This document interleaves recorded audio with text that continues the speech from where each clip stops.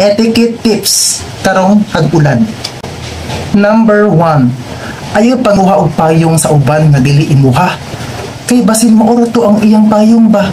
Unya iyang gamiton. Gaulan na baya. Kaso biya kaayo dili payong di ba?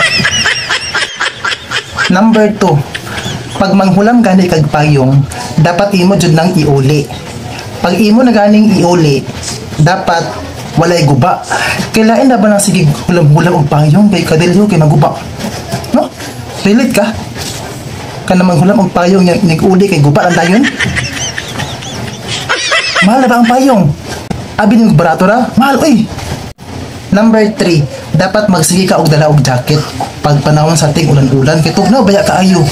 Barato ra ka ng jacket. Naman na sa okay tag 50 masiguro na. Dapat magdala ka dili masige paghulam. And lastly, number 4, dapat magpalit kag kaugalingon nimo nga payong. Mag-invest ka og payong kay magamit na siya sa panahon sa ting ulan or sa panahon sa ting init. Dapat naadjud kay kaugalingon nga payong dili masigig paghulam. Di ba? Relate? Follow for more etiquette tips.